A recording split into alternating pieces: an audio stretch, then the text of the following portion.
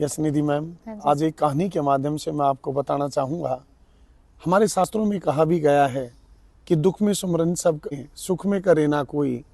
अगर सुख में सुमरन करें तो दुख काहे को होई। बिल्कुल।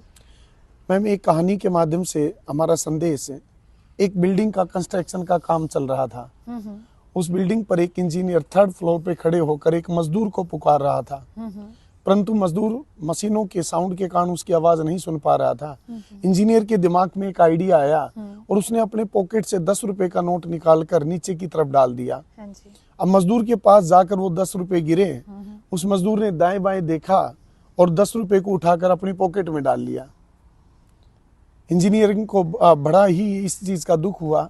उसने अगली बार अपनी पॉकेट से 50 रुपए निकालकर नीचे मजदूर की तरफ डाल दिए। हाँ जी। मजदूर ने सेम रिएक्शन, दाएं बाएं देखकर 50 रुपए को भी अपनी जेब में डाल लिया।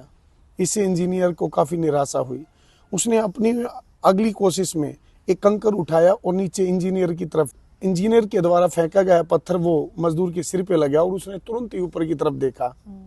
तो सेम मनुष्य के साथ भी ऐसा होता है। बिल्कुल। जब हमारे जीवन में खुशियां आती हैं तो हम भगवान का धन्यवाद नहीं देते, बिल्कुल। परंतु जब थोड़ी सी भी चोट लगती है, थोड़ा सा भी दुख होता है, तो उस भगवान को, उस परमात्मा को हम याद करते हैं, ऊपर तो देखते हमें हैं। बिल्कुल ऊपर देखते हैं और अपनी निराशा व्यक्त करते हैं।